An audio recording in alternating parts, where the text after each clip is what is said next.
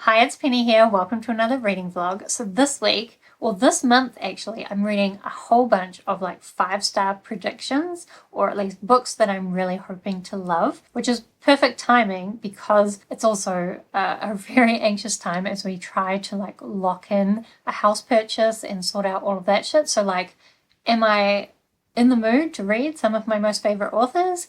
Yes. And is that what I'm going to be doing? Also yes. So perfect. So let me tell you about the books. Firstly, I did start Shadows of South by Brandon Sanderson last week. I think I'm about 30% of the way through, 34% of the way through. So this is the second book in Mistborn Era 2. So the original Mistborn trilogy is kind of set in the past of this world, which is more like in Western type times. And we're following Wax, Cillian and Wayne.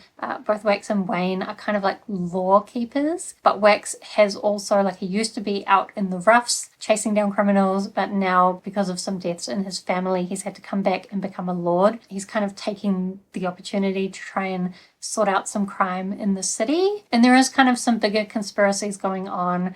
I will say there was something introduced with, I guess, the magic of the world and also kind of linking back into the earlier series. And I really want to love it, but so far I'm just finding it lacking in depth. It feels too basic or not epic enough. I'm not sure what I even feel about it, but I'm not enjoying it, which means reading my favorite author or one of my favorite authors is not doing the job that I want it to do. However, last week I was quite distracted reading a bunch of things, so this week we'll try and focus on this and see if I can get back into it, because I did feel like the first third of this felt very unfocused, but maybe there's a chance it was me and not the book. So we'll give the book another chance, because also once I finish that, I do also want to get to the Bands of Mourning, which is the third book in the series, because I'm trying to like accelerate my Cosmere reread. I say it's a reread. Mistborn Era 2, this is my first read, but the rest of the Cosmere books I've also reread in preparation for reading Rhythm of War and then Wind and Truth when it comes out in November, December, near the end of the year. I'm probably going to be late to the party, but I'm trying to get there as quickly as I can. So, Shadows of South and Bands of Mourning are my next books to get there. The other thing that I'm planning to read this week is Forest Mage by Robin Hobb. I'm actually going to be reading this via audiobook. I do tend to really like Robin Hobb stuff via audiobook. And I really liked the first book in this series. So this is the second book in the Soldier Sun series. So mostly when I see people talking about Robin Hobb, they're always talking about the Realm of the Elderlings. And for me, most of my experience with Robin Hobb so far has been the Realm of the Elderlings, with a little bit of a foray into some Megan Lindholm works. But I started the Soldier Sun trilogy and I had heard that it was not as good as the Realm of the Elderlings. But based on the first book, I completely disagree. I love the first book. And I found the main character to be in a lot of ways really similar to Fitz from the Realm of the Elderlings. So I'm really not sure why this series isn't more popular. However, I have heard book 2 perhaps doesn't deal with certain themes very well. So we'll see if this book changes my mind. Am I doing this thing right where I read my favorite author's books to help deal with my anxiety when I'm reading books that I've heard or that I feel unsure about? Anyway, I'm expecting to love it based on how I felt about the first book. We are following this boy named Navir. He is a soldier son. So in this world, the second sons are always soldier sons. And because he is the soldier son of a new noble, so his father was actually a soldier son as well, but from a noble family, and then the king promoted his father into like a noble role, and so now he's the soldier son of a soldier son, but also the son of a noble. And there's a bunch of kind of political ramifications of that, but also he is being trained to be a soldier son, and as part of that he goes through some quite traumatic experiences, some involved with the native people. So this is kind of set actually similar to Mistborn Era 2, kind of in like a colonial America, and we have these colonists coming in and having a lot of like battles and conflict and doing a lot of awful things, I expect, to the native people of this world. And Navir, I think Navarre ends up kind of having this connection with the magic of these native people, and it's very linked in as well to kind of the idea of environmentalism. You see some parts where these colonialists are doing really awful things to the land, and I liked how that was depicted, even though I hasn't done much with that theme yet, but I'm expecting there to be more in this. I mean, given the title Forest Mage, seems like there will be, right? Anyway, I'll be reading the audiobook of this when I'm off on my runs, so it's a nice motivation for going out and getting some fresh air and some exercise. Oh, I do also have this still, so Heavy Oceans by Tyler Jones. This is a book, a horror short story novella that Ellie from Heartbeat Quarter was going to read as like a book club thing. I got it from the library. I don't know anything about it, or I've forgotten everything that she said about it. I do want to read it though, so hopefully we can somehow fit that in as well, but I'm not sure. It also depends like how the whole house buying anxiety, all of that goes, so who knows? Let's see.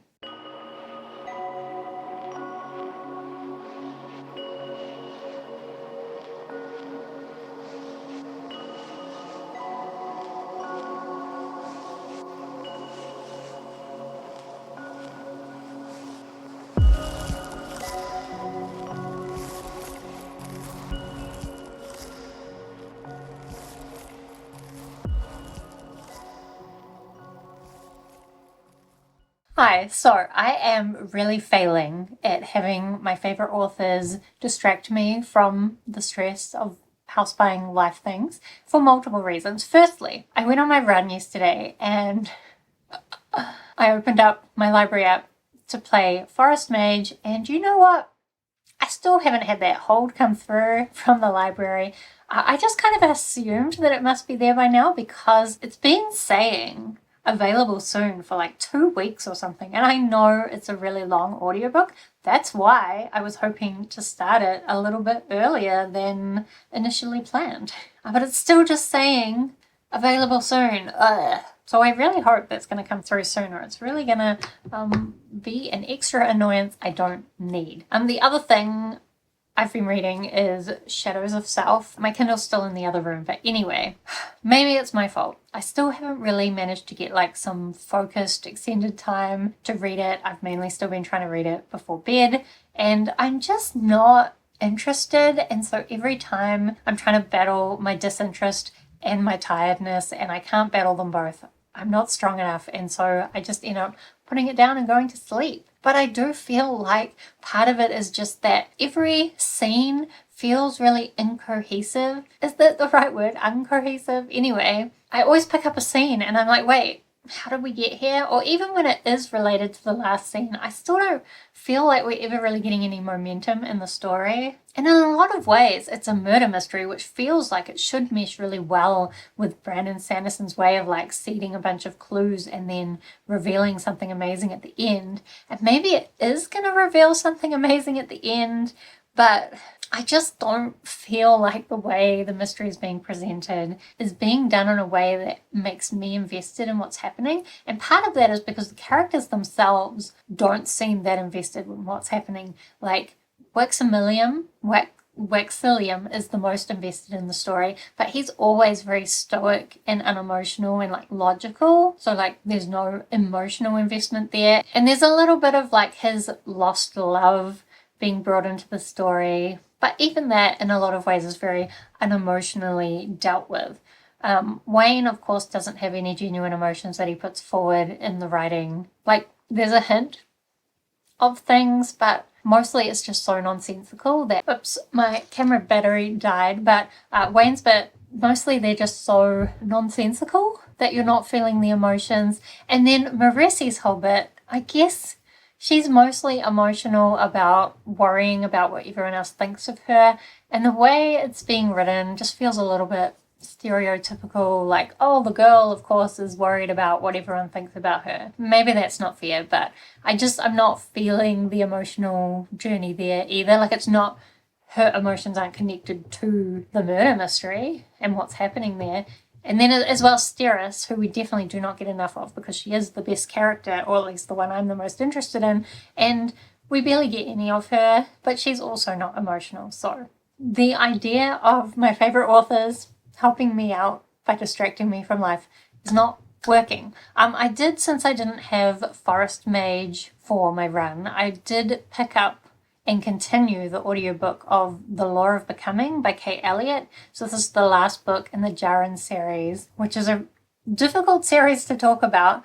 It's kind of a sci-fi where we're dealing with humans, went out into space, and we discovered this whole existing alien empire. There was an attempted rebellion by the humans where we kind of tried to gain our freedom. And because of this weird alien culture, that resulted in the leader of the rebels becoming quite a powerful person within this alien society. So there's definitely threads through here of the humans' kind of ongoing plans for rebellion. But most of the story is actually set on this other planet where most of the inhabitants don't even know anything about space because they're still like nomadic tribes and very at the beginning of, like learning human knowledge. And in a lot of ways, their culture is very different. What Kate Elliottå really does well in this series is compare like modern human space traveling culture with these nomadic tribes culture, as well as with this alien culture. And there's a lot of different conflicts between them that sometimes are good, sometimes are a bit annoying. Elements of it are a little bit fantasy romance, but I don't know, because these books are older, that they would really appeal to modern fantasy romance readers. And honestly, I don't actually even know who I would recommend this series to. I can see some people really finding it interesting, but the structure of the story is kind of all over the place. So some bits can be a bit tedious, and I'm always kind of waiting for a little bit more of that like cultural analysis. Anyway, I'm mainly finishing off that series because I initially I read the first book when I was back in my 20s, and it's like a gift to pass me to just finish the series off so I know what's happening. And I've got about 4 hours of listening time to finish that off. So I'll try and finish that off. Honestly, if Forest Mage comes through, I'll put it down and pick up Forest Mage instead, but who knows whether that will actually happen.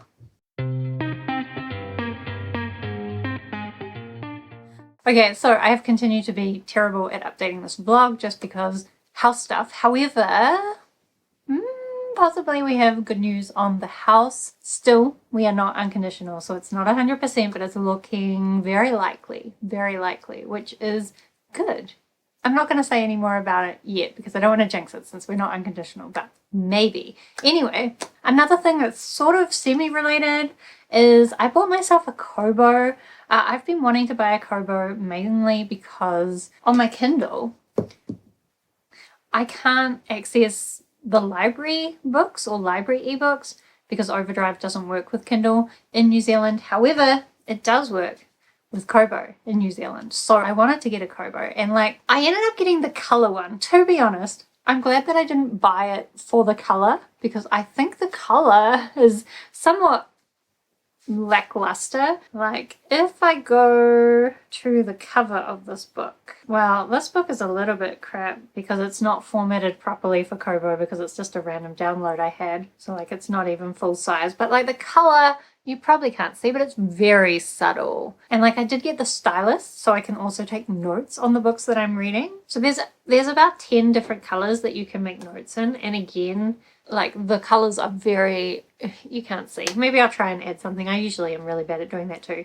The colors are very muted, but I still think it might be fun to write notes in the book as you read it. And I kind of you can erase it with the eraser at the end of the pencil. Also, I saw some reviews of this, and people, or I think specifically Daniel Green was I don't know where to put this pencil. It's got a magnet, but it doesn't attach that nicely. You know what? It goes really nicely on the side, and you can kind of just hold it like this and then have the pencil there to make notes.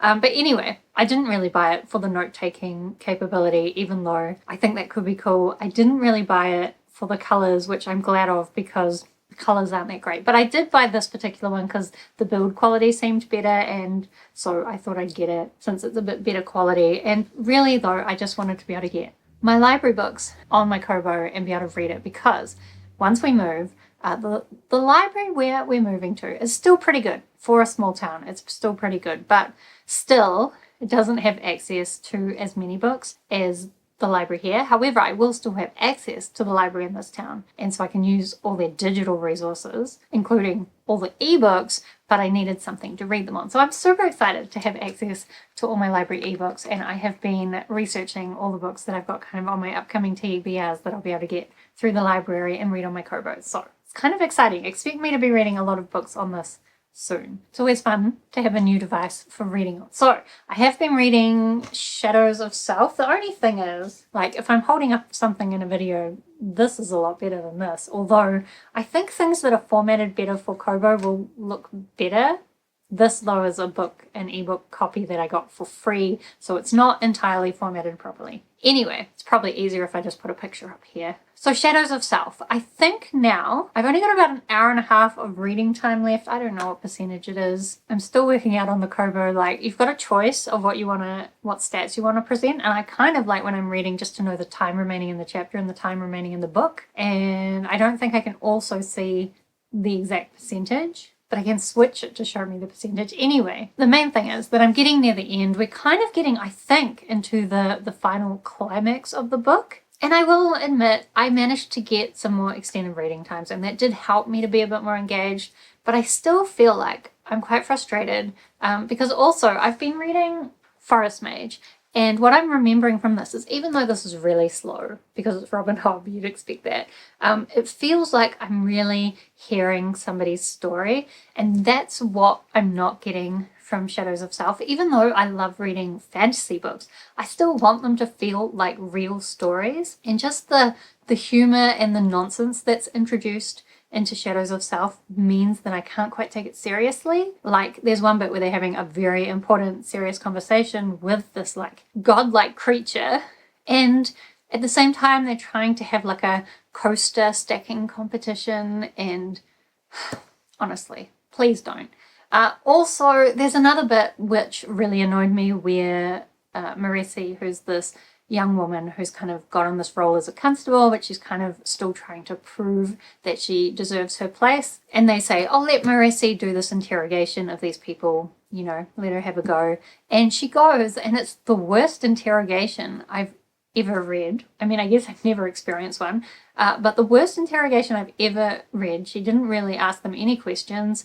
She didn't really get any information from them. She didn't seem to have any system to the way she was asking questions. It was more just like a very brief conversation where they said a bunch of confusing things and she never tried to follow up to get clarity about anything. And then she goes back to her boss and they were like, well, you didn't really find much out, which is right. And she's like, well, we don't really need to know because we already know what's going on. No, that is not how you do an interrogation. Police work is all about getting information. These people have information. Why would you not be getting it? That was so frustrating for me. I don't know why, but very frustrating. And I just, so much about the way they're doing the investigation, it doesn't feel believable to me. And I also feel like in some ways Sanderson is trying to look at kind of this industrial revolution type times when people are feeling very oppressed because in these kind of times a lot of like bulk labor became very easy because of the technology of the times, and people were being taken advantage of in the cities quite a lot. So it doesn't help that I recently read A Little Hatred by Joe Abercrombie, which deals with those themes much better, and even the Soldier Son trilogy is dealing with those themes better because this is kind of set in the similar colonial American times as well. So like, I just don't feel like Brandon's really getting into those themes in any kind of depth. He's also trying to address some interesting ideas about religion, but I just feel like it's another one of these stories where it feels too unfocused and those themes don't feel to me like they've got the depth or the like complete level of thinking. It kind of feels rushed to me. And it's frustrating because there are some things I like about this series and I still really love the world, but at this point I'm just finishing the book off because I need to read the series for the full view of what's going on in the Cosmere. Anyway, that's still not going that well. I don't know as well whether I'm really going to have time to get to Bands of Mourning, although I haven't really gotten far into Forest Mage, so that's going to take me a while as well, and I'll just continue this vlog until I finish this. Maybe Bands of Mourning, we'll see. Anyway, Forest Mage. Where do I start with this? So I had been told that there was a lot of fat phobia in this, and I think I assumed that people were saying that it was done in a problematic way. You know, this is too heavy to hold up. I'm just going to put the picture again. Anyway, I would definitely say it's being done in a really triggering way. So for reasons, our main character is now putting on a lot of weight. And it's actually a lot of much more traumatic things are happening to him, or things that should be much more like identity changing or like world changing. But the most visible thing that's going on is that he's putting on a lot of weight. And it's absolutely heartbreaking seeing the change in the way that people treat him as a result, especially when it comes to like his loved ones and his friends and people that he thought he could trust. And it's also really awful seeing the kind of the way that he changes his own behavior and how he starts to judge himself. And everyone's really assuming that the reason that he's putting on weight is because he's been really lazy and he's eating too much, he's got no self-control. And honestly, I just think it's a really true, it's awful, but it's a true representation of what a lot of people go through when they put on weight and everybody is suddenly judging you, even people that you think you could trust. So while I would definitely say trigger warnings for fat phobia and eating disorders and like anorexic behavior, at the same time, I would really say if you've never had any problems with your weight, this is probably a really good book to read to get some insight into what it can be like, especially in terms of the way that other people treat you. So that's kind of been the focus of everything that I've read so far. There is also a few other things happening that I expect will play a bigger part further in the story, and I love the way that this is what Robin Hobb does. She tells these people's stories more like in your real life. Things happen and eventually these things will come to fruition or will mean something later, but when they happen you don't really think of them as a big thing, and maybe things that you could have seen coming you don't see coming because you're so focused on the drama of the moment. And it's so slow, but also manages to like capture the emotion so well, and you really do feel like you're following Navarre through his life. And the bit that I read just before I've updated you, honestly, so heartbreaking. I wanted to cry. Honestly, I didn't think I was talking that long, but my camera battery died. I actually think my camera batteries are starting to get useless because they don't last long enough. Anyway, heartbreaking. That's how I'm feeling about Forest Mage so far. And I just don't know where the story's going to go, but I think it's just going to get more heartbreaking. But I'm so invested in so many parts of the story, which, as I said, is so contrasting to Shadows of Self. So that is a shame. But I think it goes to show that even though I'm distracted by house stuff, I can still be engaged in a book. It's just not Shadows of Self. So you can't blame that entirely on the house stuff.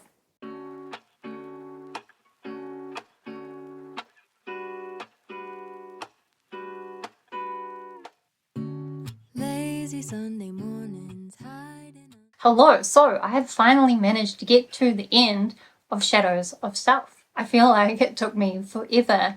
The end though did kind of really come together, and I did finally get engaged. I will admit, I don't know, was it because I was reading it on my Kobo and I just felt like writing on the book made me feel much more engaged? So now I don't really know, like, was it the book itself or was it the Kobo? I think it was the book, not the Kobo, but the Kobo did add to the experience. So I am now quite excited about reading a lot of books on here. I realized last time I said that it was hard to find the percentage. Like as soon as you put it to sleep, it tells you the percentage, and it also tells you on the main book page. So it's not that hard.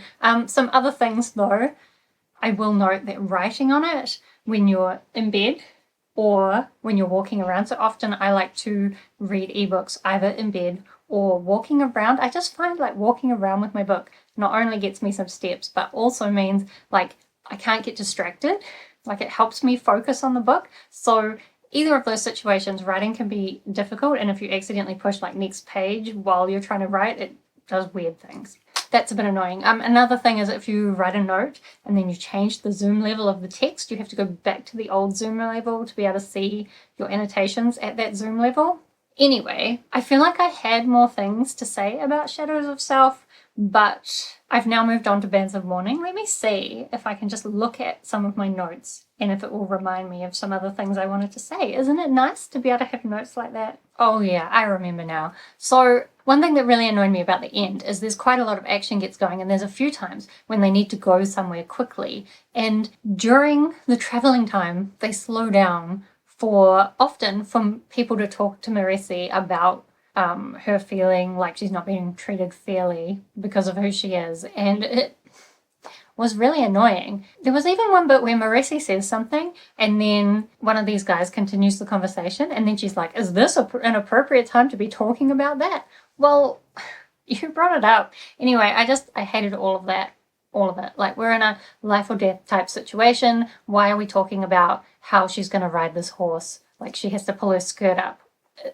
Why are we spending like a decent amount of the page talking about that? It's not important in a life or death situation. However, oops, I guess the magnet's not that strong. The ending, though, had a really nice emotional impact and some kind of bigger world ramifications that I'm really interested to see where it goes with those. To be honest, I did already start Bands of Mourning, and I can see what percentage I'm up to, but I have to go back to the other book. I'm about 30% of the way through Bands of Mourning. And in the beginning, like the setup for it, I was really excited for. Like, basically they're going to go to this new city and try and investigate something which has to do with like learning something more about the magic and the gods of this world, which I'm really interested in. And so I thought, good, we've left all that nonsense behind and we can kind of just focus on a really good Sanderson-esque story. Then we got a chapter of Wayne mucking around again. None of it was important,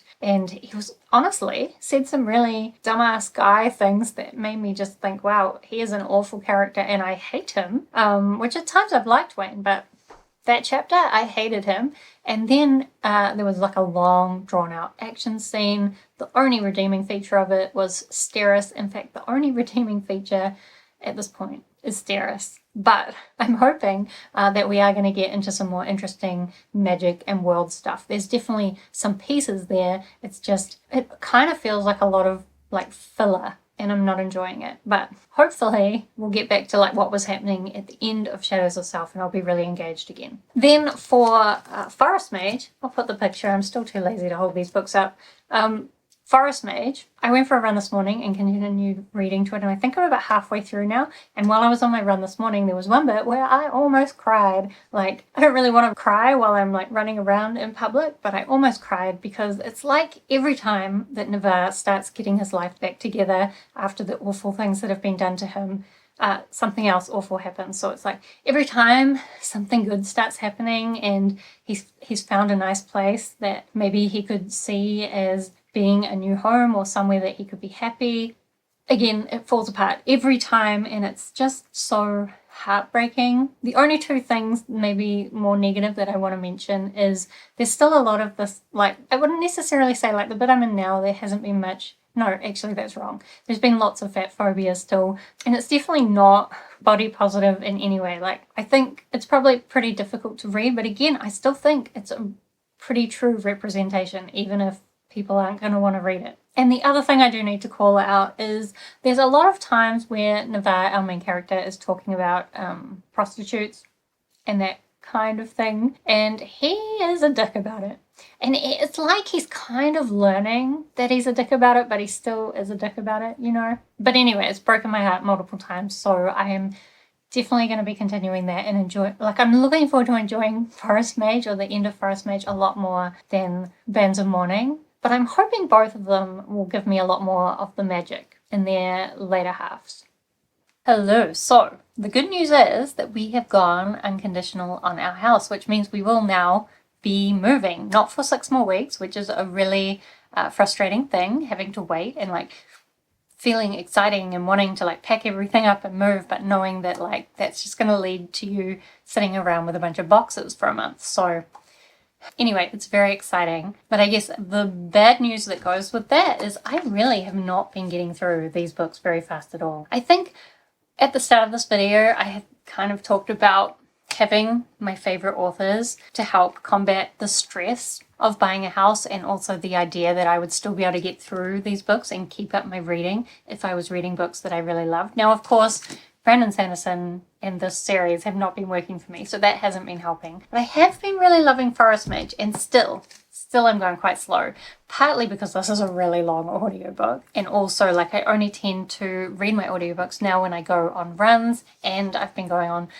a little bit less runs just because I've been busy with life stuff. I think all the time I see people talking about how they're going through a reading slump and then they will continue to talk about how they've got some really big life thing going on. And I always think, well, that's not really a reading slump. That's just life taking priority, which sometimes happens. And so, of course, you're not going to have the brain power left over for reading. And so I guess I just need to remember that for myself. And I think over the next couple of months, while we're like coming up to moving and doing the actual move, I'm probably going to be reading less and probably also making less videos. And in some ways that annoys me because those are the things I want to be doing, but also I want to be moving to this new house and like living my life. So like, I guess we have to just balance all the stories that I want to read with the story that I'm actually creating in my life. And like, if I don't read as much or whatever for the next couple of months, it's kind of reasonable and to be expected. Anyway, let me tell you a little bit about these books. So firstly, Forest Mage. I think I'm about 90% of the way through, and I want to say I'm really loving it, and I am, but there are some really frustrating bits. I know people have talked in the past about Fitz in the Realm of the Elderlings sometimes being really frustrating because you can see the right thing to do and he's not doing it. And in this, it's really frustrating because you can see where there might be some kind of compromise or peace or like a way for the situation to be resolved in a better way than it is. But because of people's stubbornness and just Navarre sometimes not really paying attention to the right things, but also it's not really fair to put it all on him. Like, anyway, it's frustrating sometimes reading this because you can see where the resolution is, but also you can understand because of the situation that we are not going to get that resolution. And of course, I think, as I said last time, like every time Navarre gets into a situation where you could see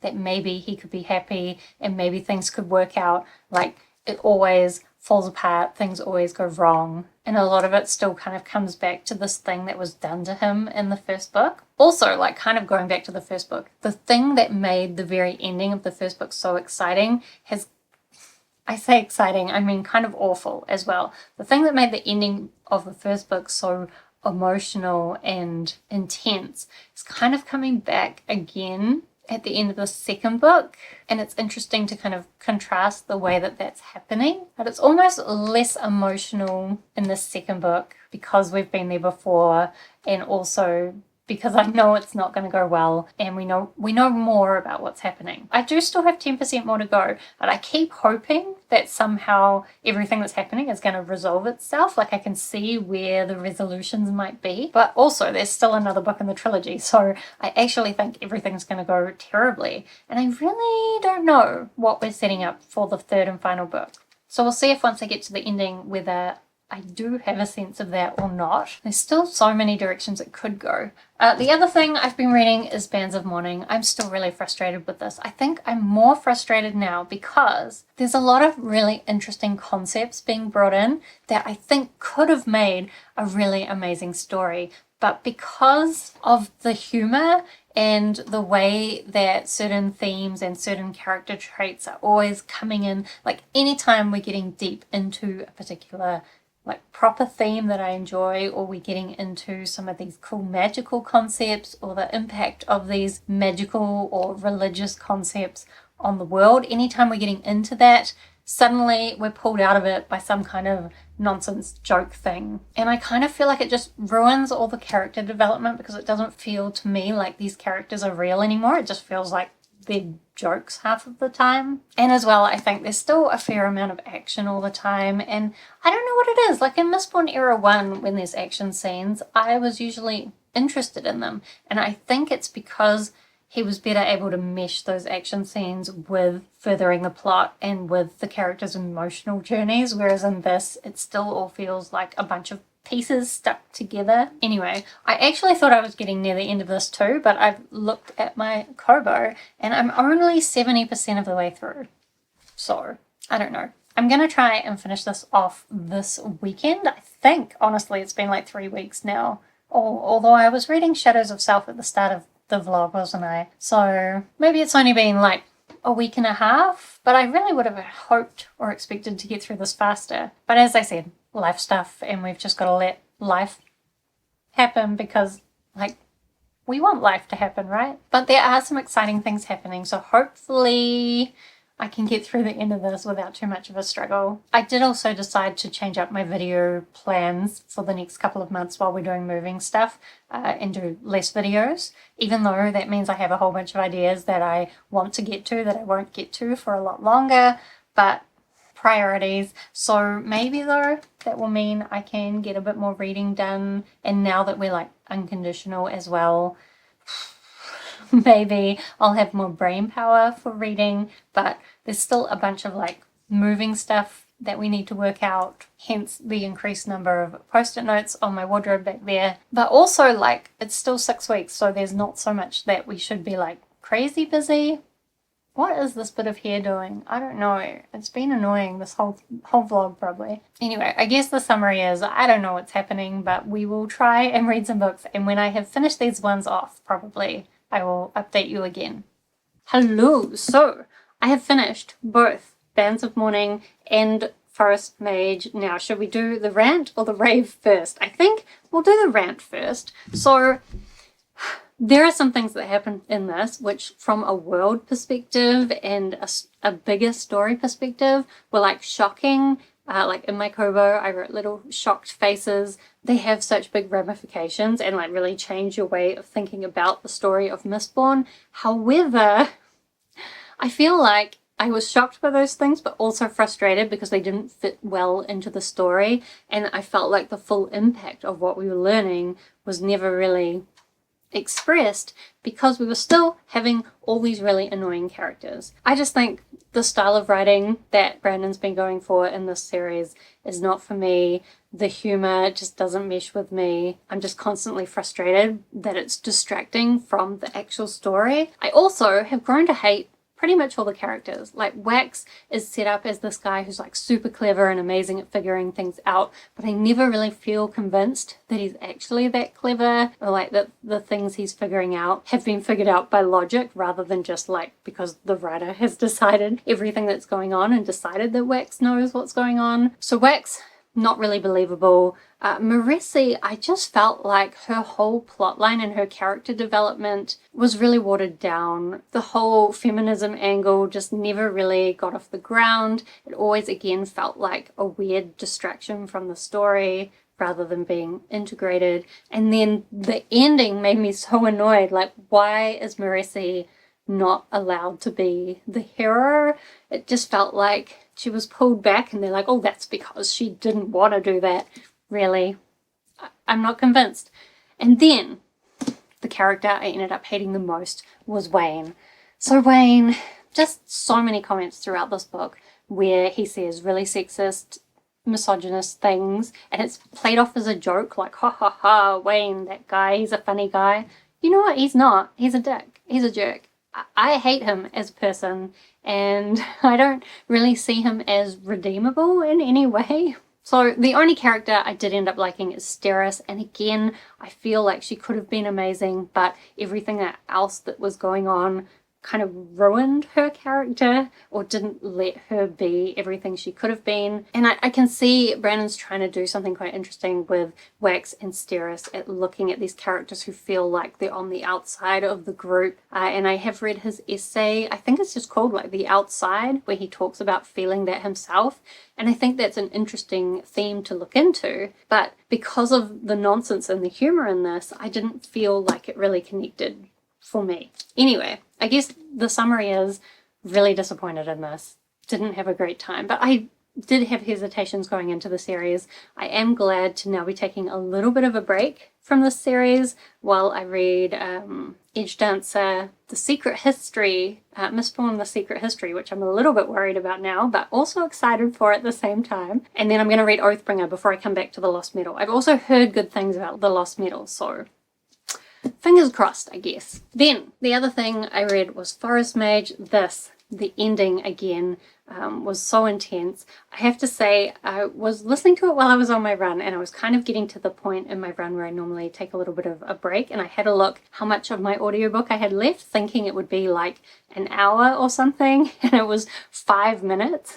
but somehow she still managed to like bring everything together in a satisfying way. It does definitely set up for the third book, where I think we are definitely going to get a lot more of the magic. And looking back on this book, I can see so much of it is about a lack of control. And especially near the end, it's talking a lot about how in this world you don't use the magic uses you. And that lack of control is kind of just everywhere through the book. And the more I think about that, the more I like it. And I'm really interested to see, because it's kind of like in the third book, he's going to be embracing what the magic wants him to do, even though we're not exactly sure what that is yet. So will that allow him to take back some control? I don't know, but I really love this. There are definitely some parts, like Navarre's whole attitude to women throughout it is a development. Like, it's changing over time. He's learning about why his ideas are wrong, but it is still very frustrating to read at times. But I really love the way that Robin Hobb integrates the themes in this with the story,